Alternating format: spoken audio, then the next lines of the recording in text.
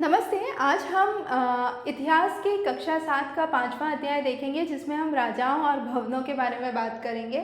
अब जैसा कि हम समझ सकते हैं कि कई सारे भवन बनाए गए थे।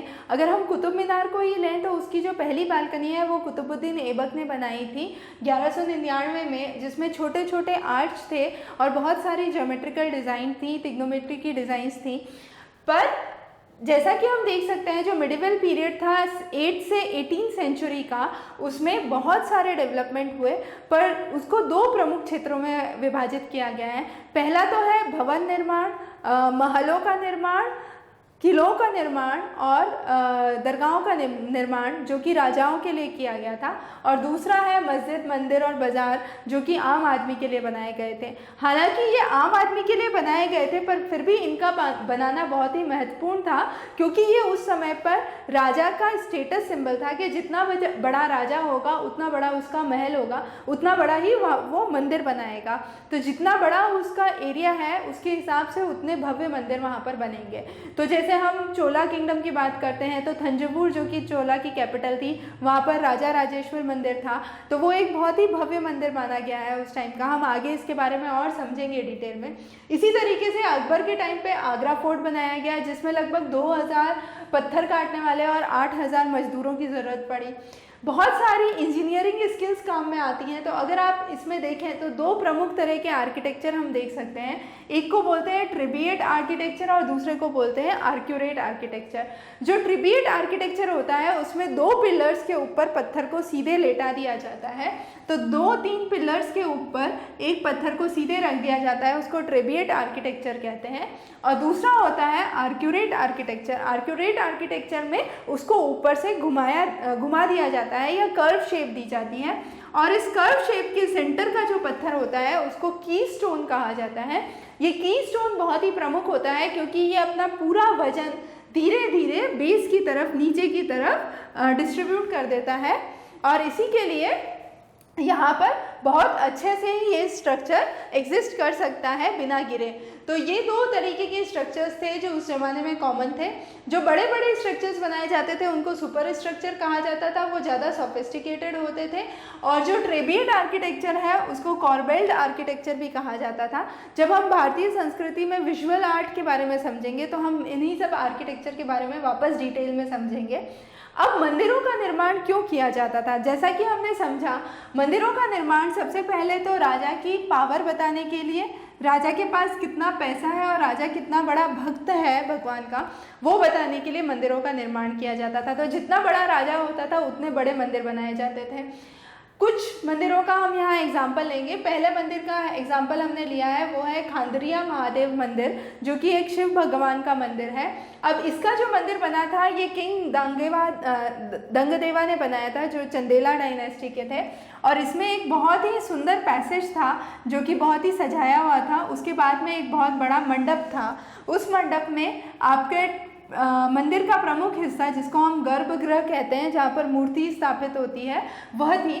तो ये जो मंडप था, यहाँ पर बहुत सारे डांसर्स डांस परफॉर्म करते हैं, और फिर जो मुख्य गर्भगृह है वहाँ पर सिर्फ राजा और उनके करीबी लोग ही इकट्ठे हो सकते हैं। अब इसी तरीके से खजुराहो के मंदिर में भी आम जनता को एंट्री नहीं थी, पर धीरे धीरे अब वो आम लोगों के लिए खोला गया है। इसी तरीके से दूसरा जो हम थंजावुर के मंदिर की बात करते हैं वो है राजा राजेश्वर मंदिर। ये वहाँ के राजा राजदेव ने बनाया था, जो अपने आप को भगवान के समान मानते थे, और वो जिस भगवान को मानते थे उनका नाम था राजा राजेश्वरम। तो उन्होंने अपना नाम राजा राजदेव रखा। अब सबसे महत्वपूर्ण ये चीज़ है कि उस समय पे कोई भी क्रेन या बड़े बड़े इलेक्ट्रॉनिक इक्विपमेंट्स नहीं होते थे या इंजीनियरिंग इक्विपमेंट्स नहीं होते थे जो मंदिरों को आसानी से बनाया जा सके। तो अगर भारी भारी पत्थर और भारी भारी कंक्रीट उठा के ऊपर तक ले जाना है तो वो बहुत ही मुश्किल होता था। तो इसके लिए क्या किया जाता था? तो ये एक बहुत ही महत्वपूर्ण सवाल है जो हम आज समझेंगे। तो जैसे कि आप यहाँ देख रहे हैं इस मॉडल में, ये पीछे जो बना हुआ है ये एक मंदिर है, और यहाँ पर जो आप देख रहे हैं ये इसका जो शिकारा है, जो मंदिर का सबसे ऊंचा हिस्सा होता है, वो बनाया जा रहा है। तो अब इसको बनाने के लिए यहाँ तक मुझे पत्थर और सामग्री पहुँचानी पड़ेगी। आदमी तो चढ़ के पहुँच गया, पर सामग्री पहुँचाएंगे कैसे?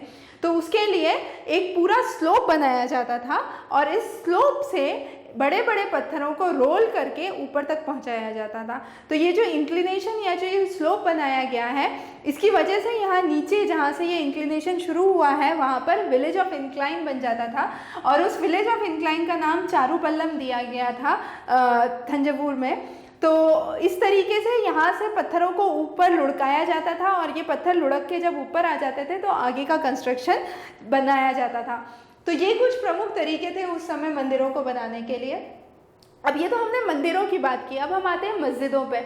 जब हम मस्जिदों के निर्माण की बात करते हैं तो मस्जिद के जब भी निर्माण हुआ तो मुस्लिम जो बहुल थे उन्होंने ये माना कि हम सिर्फ भगवान की परछाई हैं, we are shadow of God, हम भगवान स्वयं नहीं हैं। और अलाउद्दीन जो थे वो इनके बहुत प्रमुख राजा थे, और उन्होंने बोला कि अलाउद्दीन में मोसेस और सोलोमन जैसी विशेषताएं हैं जिनको सबसे बड़ा कानून का विजेता माना गया है। तो इसके लिए जितने भी मस्जिदों का निर्माण हुआ वो एक ऑर्डर और सिमेट्री में हुआ। फिर अब एक बहुत महत्वपूर्ण शब्द है, अब का मतलब होता है पानी, और अब से दो शब्द बने हैं, आबाद मतलब फ्लरिशिंग, जहाँ पर सब कुछ हंसी खुशी से रहें, और आबादी मतलब जनता, जो पॉपुलेशन वहाँ पर रहती है। तो मुख्यतः आइडिया ये था कि वहाँ पर जितने भी लोग रहते थे वो पानी के इलाकों के पास बनते थे। जो मस्जिद बनाई जाती थी वो पानी के आसपास बनाई जाती थी। राजा जनरली ऐसा चाहता था कि जो भी कैपिटल है, जो भी राजधानी है, उसको एक सांस्कृतिक केंद्र में परिवर्तित किया जाए। और जो सुल्तान इल्तुतमिश थे उन्होंने एक बहुत बड़ा पानी का कुंड बनाया था दिल्ली खुना के पास में, जिसको हाज-ए-सुल्तानी या किंग्स रिजर्वायर कहा गया। अब मंदिरों को क्यों बर्बाद किया गया, ये भी एक प्रमुख सवाल है। अगर आप कभी किसी पुराने मंदिर में गए हुए होंगे या किसी म्यूजियम में आपने देखा होगा तो काफ़ी सारे हिंदू देवी देवताओं की नाक कटी हुई मिलेगी, हाथ टूटे हुए मिलेंगे। तो ऐसा क्यों हुआ? ऐसा इसलिए हुआ क्योंकि जब मुगल आक्रमण हुआ तो उन्होंने अपनी पावर, अपनी शक्ति दिखाने के लिए, उन्होंने अपना शक्ति प्रदर्शन करने के लिए हिंदू देवी देवताओं की नाक को काट दिया ताकि वो मूर्तियाँ ज़्यादा अपीलिंग नहीं दिखें। तो इस तरीके के इन्वेजन जब हुए, ये इन्वेजन ना सिर्फ मुगलों द्वारा हुए पर अलग अलग संप्रदाय, अलग अलग डायनेस्टी द्वारा हुए। जैसे अगर हम दक्षिण में बात करें तो पांड्या राजा थे श्रीमारा श्रीवल्लभ, तो उन्होंने क्या किया, उन्होंने श्रीलंका के राजा सेनावन के ऊपर आक्रमण किया, और जब आक्रमण किया तो वहाँ से बुद्धा की एक बहुत बड़ी सोने की मूर्ति और बहुत सारा सामान लेके आ गए। जब सेनावन के पुत्र को ये पता चला तो उनके जो अगले सक्सेसर थे सेना 2, उन्होंने वापस पांड्या किंगडम पे आक्रमण किया और वो अपनी बुद्धा की स्टैचू वापस लेके श्रीलंका चले गए। इसी तरीके से 11वीं शताब्दी में चोला राजा थे राजेंद्र वन, तो उन्होंने जो शिव टेम्पल बनाया था उसमें उन्होंने अलग अलग जगह से जीती हुई चीज़ों को रखा था। जैसे गणेश, दुर्गा और नंदी की मूर्तियां उन्होंने चालुक्य राजाओं से जीती थी। भैरव और भैरवी की मूर्तियां उन्होंने उड़ीसा के कलिंग राजाओं से जीती थी, और काली की प्रतिमा उन्होंने बंगाल के पाला से जीती थी। तो ये सारी चीज़ों को उन्होंने लाके अपने मंदिर में एकत्रित कर दिया। इसी तरीके से जो महमूद ऑफ गजनी थे वो राजेंद्र वन के कंटेम्प्रेरी थे या उन्हीं के टाइम पे आए थे, आप ऐसा समझ सकते हैं, और उन्होंने भी काफ़ी सारी जगहों को लूटा था। उनकी जो प्रमुख लूट है उसमें एक सोमनाथ का मंदिर है गुजरात का, जो कि हिस्ट्री में बहुत ही महत्वपूर्ण है। अब अगला है बाग बगीचों का निर्माण और किलों का निर्माण। मुगल लोग जो थे वो आर्किटेक्चर के प्रति बहुत ज़्यादा रुझान रखते थे, और उनका आर्किटेक्चर सिंपल नहीं होता था, थोड़ा कॉम्प्लिकेटेड होता था। तो जितने भी किले बनाए गए, जितने भी महल बनाए गए, उन सब के आसपास बाग बगीचा एक महत्वपूर्ण हिस्सा था। अब जो इन्होंने बाग बगीचे बनाए थे उनको सिमेट्रिकल 4 हिस्सों में या 4 गार्डन्स में तोड़ा था। इसको ये चाहर बाग कहते थे, जो बाद में शाहजहां और जहांगीर ने भी इस चीज़ को अडॉप्ट किया। बीच में किला या महल होता था और आसपास चाचर बाग होते थे।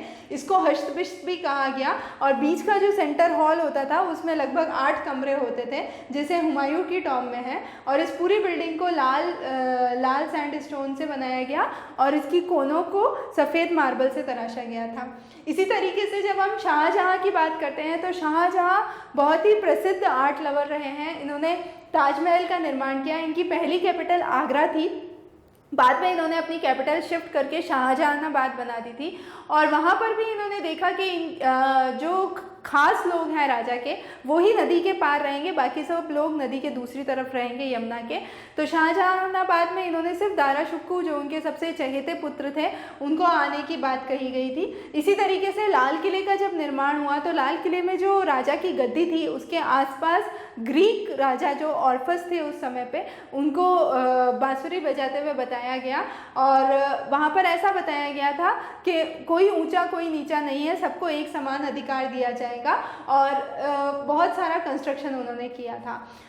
पर जैसा कि हम देखते हैं आर्ट और आर्किटेक्चर जो है किसी एक स्थान पर एक जगह का नहीं रहा, लोग इधर से उधर आक्रमण किए, इधर से उधर घूमे, उसके चलते आर्ट एंड आर्किटेक्चर भी जो है एक जगह से दूसरी जगह फैलता गया।